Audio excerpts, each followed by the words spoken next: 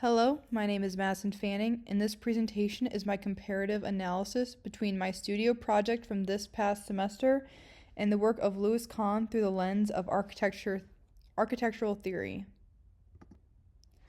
Architectural theory differs significantly from design theory. Design theory is generally focused on methods of problem solving, aesthetics, functionality, and the technical process of creating buildings. Architectural theory, on the other hand, examines architecture at the conceptual and cultural level. Rather than focusing on how to make architecture, theory asks why architecture exists in the ways that it does and what consequences those decisions produce socially, politically, and experientially. Architectural theory allows us to understand buildings not only as objects, but as systems of meaning. Buildings shape human behavior, reinforce social structures, and communicate values through space, material, and organization. Theory also provides architects with critical distance from their own work. It allows designers to question assumptions and evaluate projects beyond appearance or performance alone. In many ways, theory transforms architecture from a purely technical discipline into an intellectual and cultural practice. One of the most important lessons from this course is that theory is not separate from practice. Even when architects are not consciously referencing theoretical text, theoretical ideas still influence the way architecture is designed and understood. Theory also shapes priorities. It affects how architects think about space, structure, materiality, context, and users. It also determines what architects believe architecture should accomplish.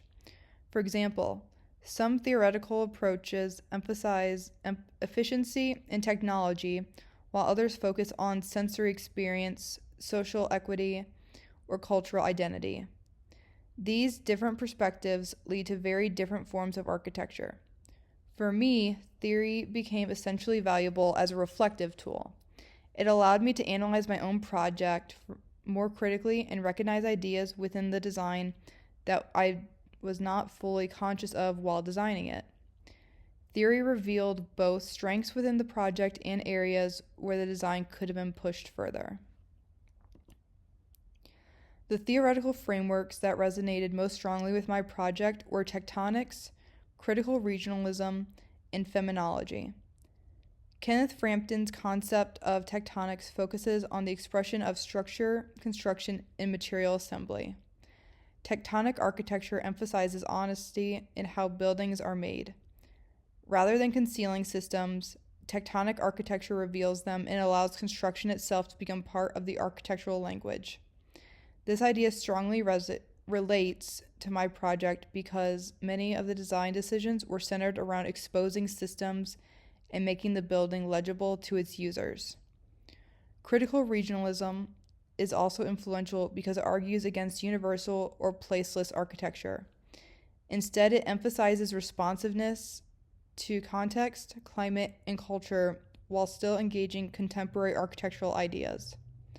Although my project is contemporary in its organization and systems, it also attempts to remain grounded in its educational purpose and social role.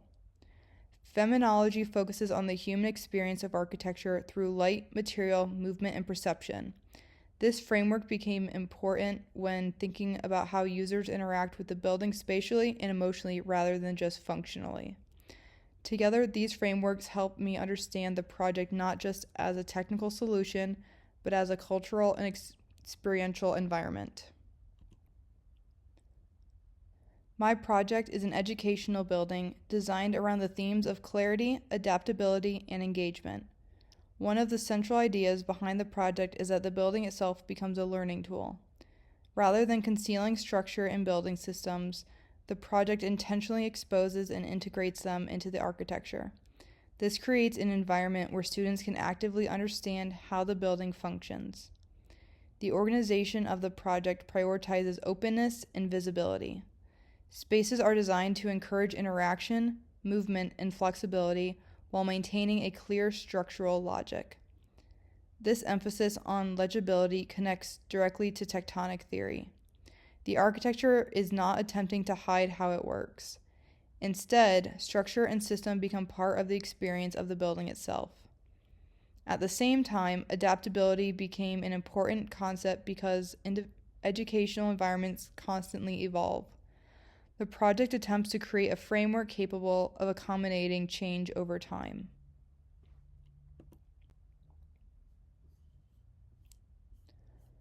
Looking at the plan and section, the building is organized in a clear and rational way. Circulation is straightforward, allowing users to easily navigate the space. It is a single-sided corridor and allows light and air in through the most secure part, the interior courtyard. Program areas are flexible and can adapt over time. Outside each classroom set is an adaptive exterior learning space to encourage collaboration and group work. This reinforces the idea of the building as both functional and adaptable. The project is driven by three main strategies. First, legible structure.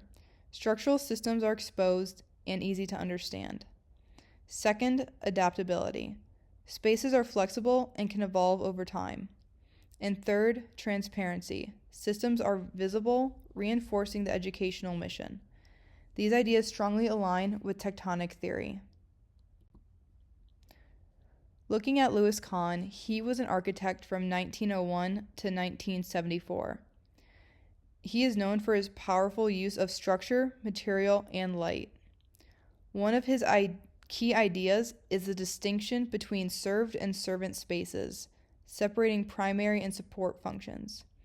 His work is often monumental and timeless, with a strong emphasis on how buildings are constructed and experienced. Here we can see his works of the National Assembly Building, Exeter Academy Library, and Salk Institute. Kahn's architecture reflects a deeply tectonic philosophy.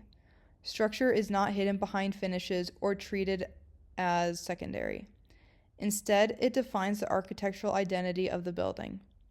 His work also demonstrates phenomenological ideas through its attention to material, proportion, shadow, and light. Spaces are designed not only for efficiency, but for emotional and sensory experience. Another important aspect of Kahn's work is monumentality. His buildings often communicate permanence and institutional significance through scale and material presence. While my project shares Kahn's emphasis on structural clarity, it differs in its goals. My project prioritizes adaptability, interaction, whereas Kahn's work often emphasizes order, hierarchy, and timelessness. Looking at both of our projects, mine on top and his on the bottom, both projects use structure as an expressive architectural element rather than a structure behind surfaces. In my project, exposed structure supports educational transparency. It allows users to understand how the building works and reinforces the building's role as a learning environment. In Kahn's work, structure often becomes monumental and symbolic. Structural systems communicate permanence, order, and institutional identity. Although both approaches are tectonic, their intentions differ. My project uses structural pedagogically, while Kahn uses structural philosophically and experientially. This comparison helps me understand how similar architectural strategies can produce very different meanings depending on context and intention.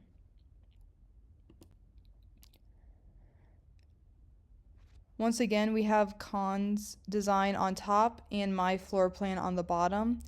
Here we can see that Kahn's spaces are highly organized and hierarchical, following his concept of served and servant spaces.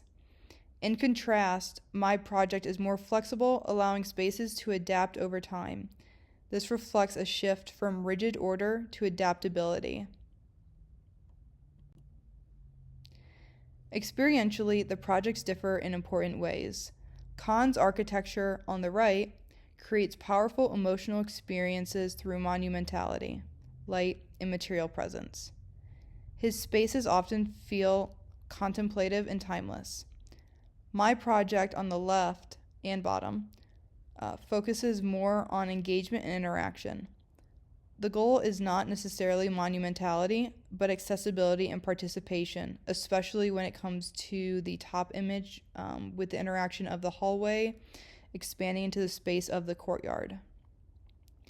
Users are encouraged to move through the building, visually connect with the systems, and actively understand the environment around them. This comparison revealed that architecture can create meaning through very different experiential strategies. One emphasizes emotional gravity while the other doesn't. Through theory, I can see that my project has a strong tectonic foundation. However, it could go further in creating a more impactful spatial and sensory experience. This reflection helps identify both strengths and areas for growth. Moving forward, architectural theory will become a much more active part of my design process. Rather than viewing theory as something applied after a project is complete, I now see it as a framework capable of guiding design decisions from the beginning. Theory encourages architects to think critically about the consequences of design choices and the values embedded within architecture. It also creates stronger conceptual coherence by connecting technical systems, spatial organization, and experience to larger intellectual ideas. In future projects, I hope to integrate those theoretical perspectives more intentionally and develop architecture that is not only functional, but also critically and culturally meaningful. In conclusion, architectural theory provides a critical framework for understanding architecture beyond aesthetics and technical performance. By comparing my project with Louis Kahn's work, I was able to understand how concepts such as tectonics, spatial organization, and experience operate differently across projects in historical contexts. This analysis demonstrated that architecture is not only about creating buildings, but also about communicating ideas, shaping experiences, and engaging broader cultural questions. Ultimately, theory strengthens architectural practices by encouraging deeper reflection, more intentional design thinking, and greater awareness of architecture's role within society. And these are the sources that informed my analysis and presentation. I used the Sage Handbook for Architectural Theory. ArcDaily is where I procured most of Louis Kahn's images. I also found a website from British Art about Louis Kahn, and then finally my project from ARC502. Thank you.